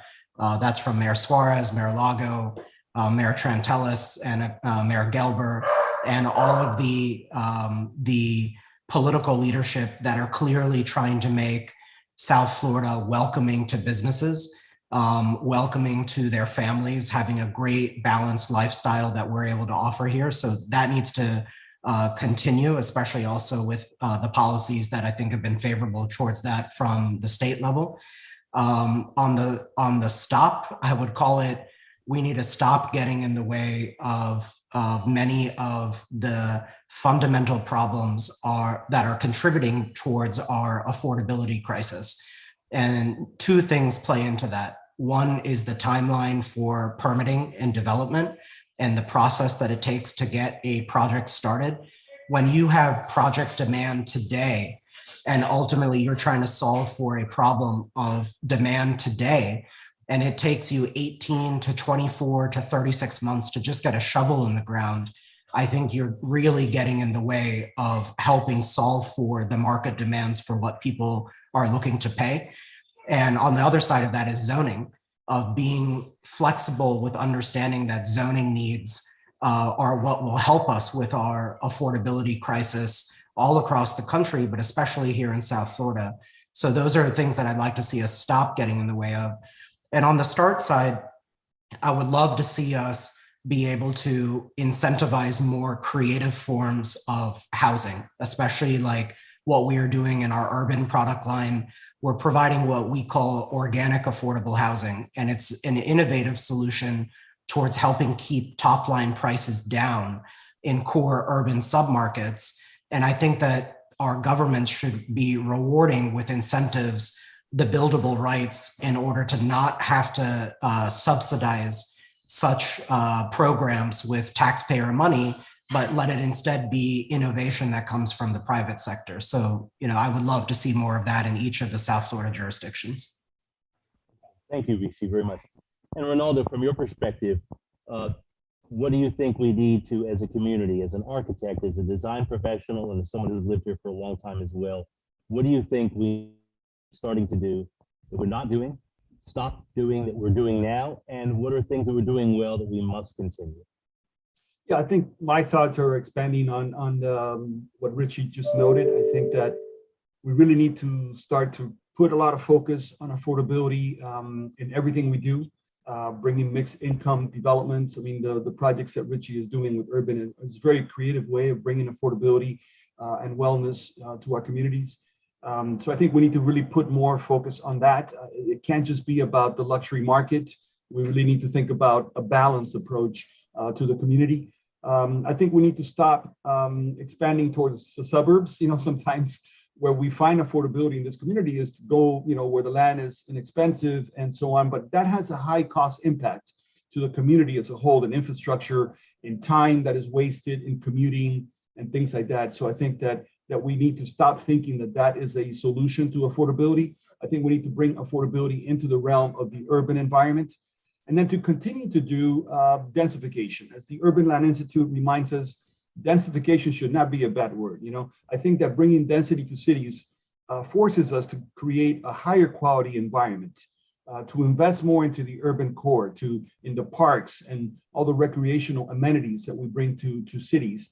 So, you know, we have a multitude of cities: Coconut Grove, Little Havana, all aspects of the community, from Miami Beach to the northern part of the county here. Great opportunity to continue to infill and to continue to densify without, you know, resulting to go to the suburbs and try to sort of, you know, solve the affordability problem by going suburban. So I think that, again, densification is also more resilient, and it brings a lot of components of sustainability to our community. It makes it more efficient to move around the community, where you can really live, work, and play, and not have to navigate long distances. So I think that those are things that we need to continue to do. Thank you, Ronaldo. And I know we're running out of time.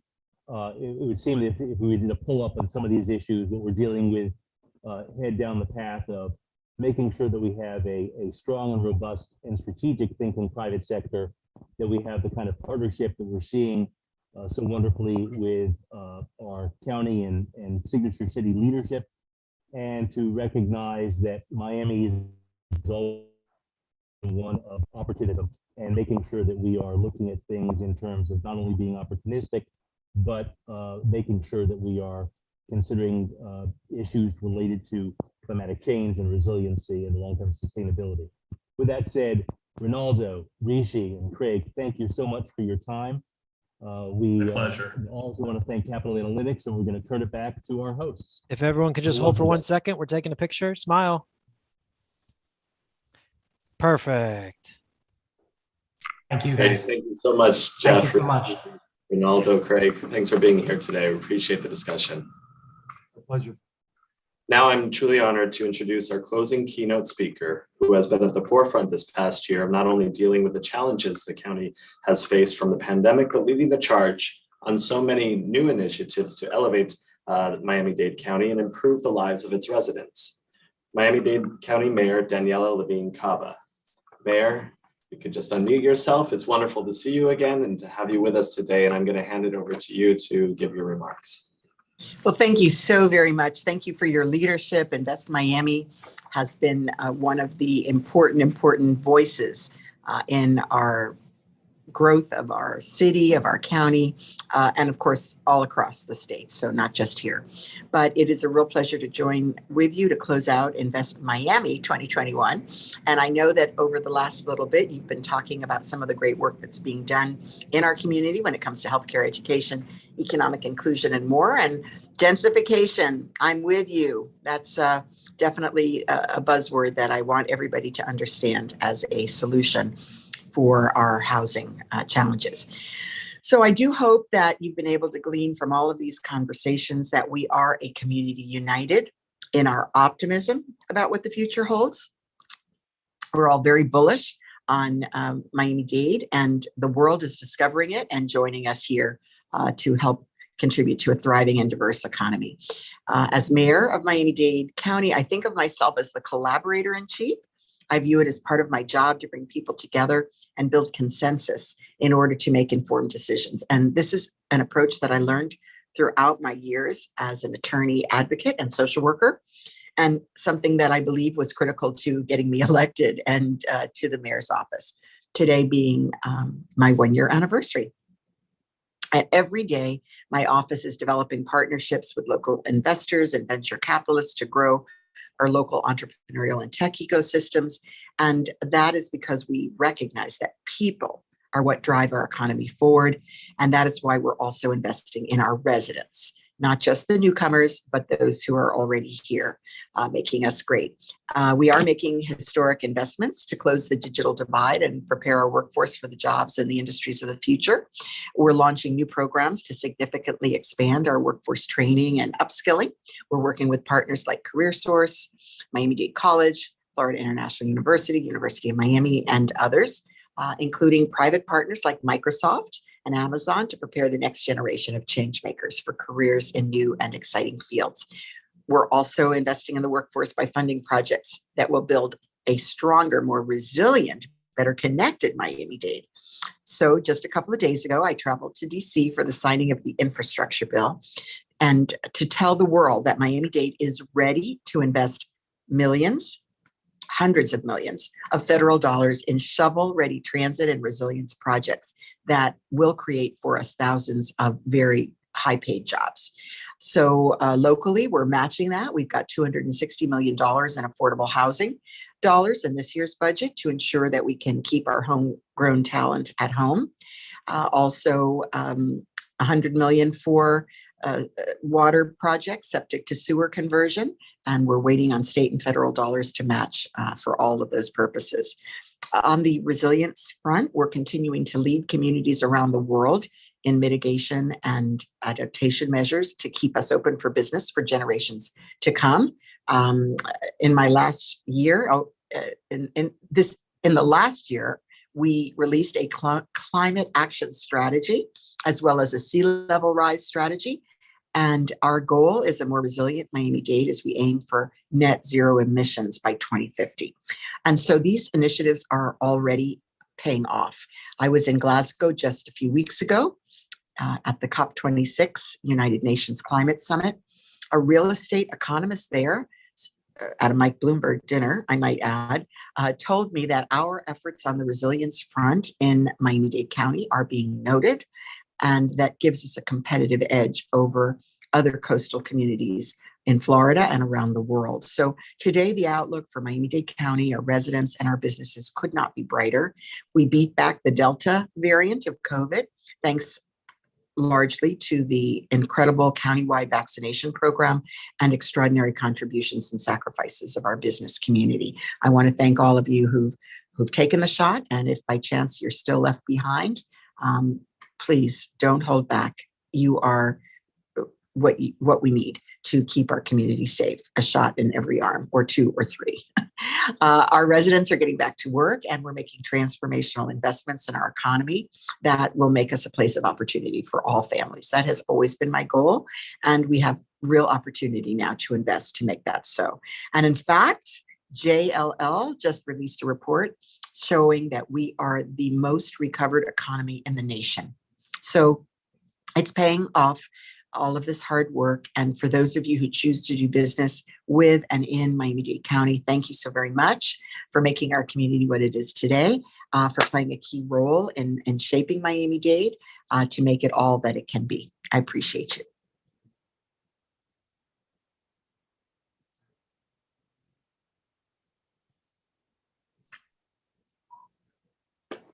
Thank you very much, Mayor Levine Cava. We really appreciate your time and for being with us here today. Thank you again.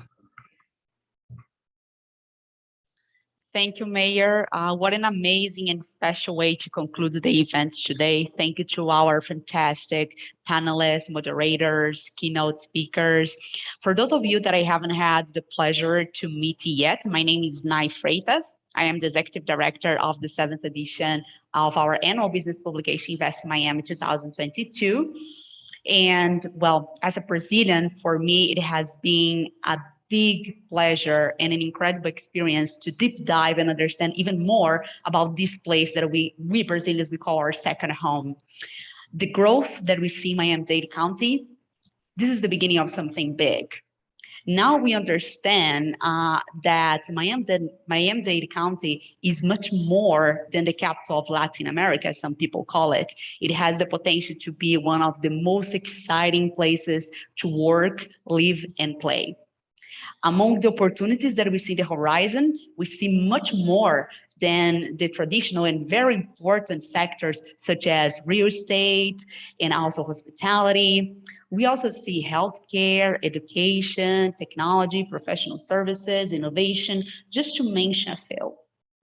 I'm very, very glad to share with you that we had over 400 registrations to our event today. I want to take a moment and thank again our partners and sponsors that made today's event possible. Our gold sponsors, Baker McKinsey, Gulliver Preparatory School, Kaufman Rossen, the Children's Trust.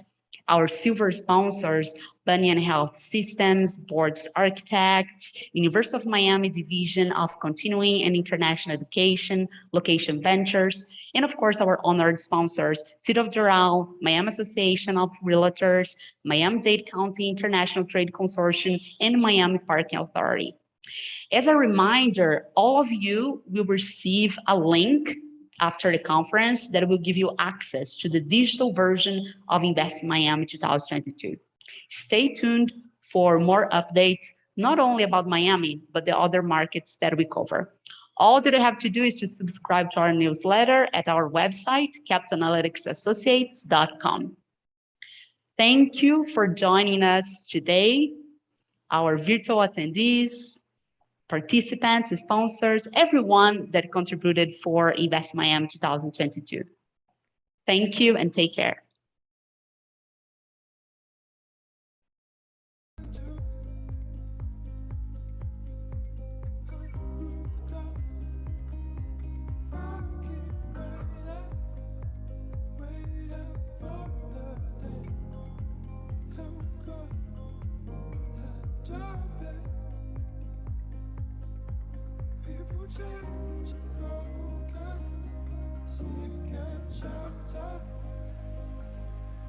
Things feel